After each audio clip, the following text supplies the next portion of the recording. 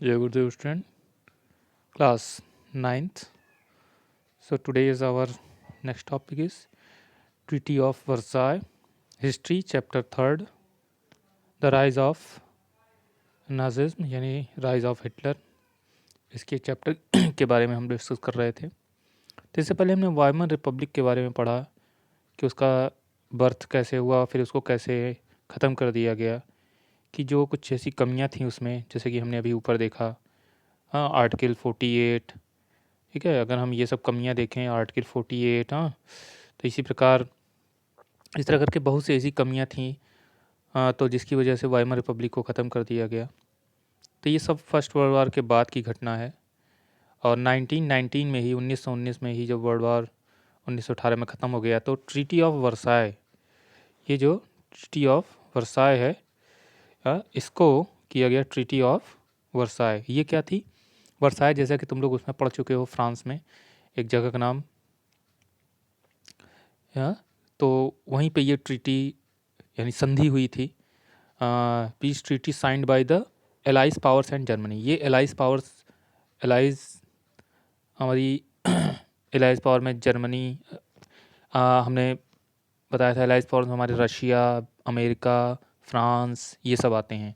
और इसके अलावा जो पावर थी जो हार गई थी, यानी एक्सिस पावर, जैसे जर्मनी, इटली, ये सब, तो ये सब इधर थे, तो ये सब हार चुके थे। तो जर्मनी को पूरी तरह से जिम्मेदार ठहराया गया फर्स्ट वर्ल्ड वार का, और उसके साथ जो है शांति समझौता किया गया, और उसे ही पूरा कंपनसेशन देना पड़ा इन सब देशों को। तो इसमें क्या था कि पीस ट्रीटी में क्या हुआ, तो Germany lost its overseas colonies.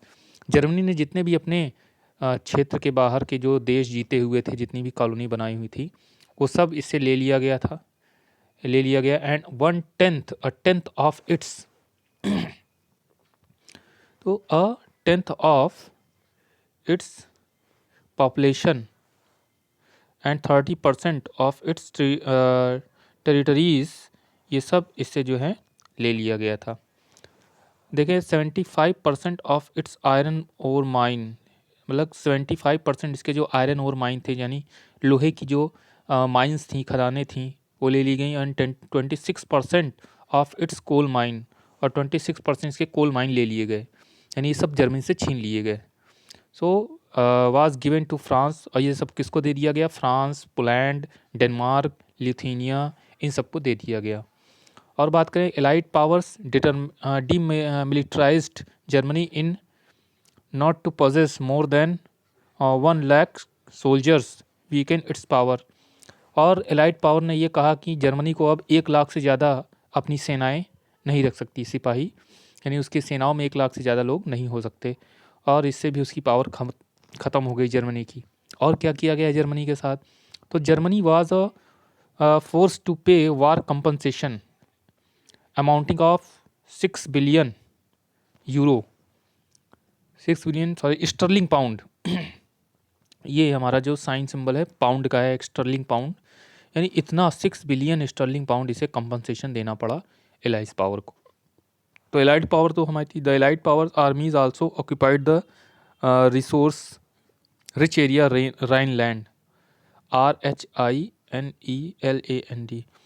तो हमारा जो जर्मनी का जो सबसे रिसोर्सफुल एरिया थे, जब से जहाँ पे सबसे ज़्यादा रिसोर्स पाए जाते थे, कोल, पेट्रोलियम, आयरन, उसके अलावा भी राइनलैंड एरिया था जर्मनी का, ये भी आर्मी द्वारा, जो एलाइड आर्मी थी, यानी ब्रिटेन, रशिया, अमेरिका, फ्रांस, इन सब की जो एक ग्रुप आर्मी थी, ये सबसे ले लिया गया था।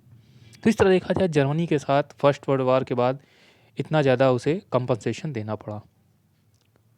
तो बच्चों आज के लिए इतना ही, बाकी ये सब तुम आप लोग कॉपी में लिख लोगे। जय गुरुदेव।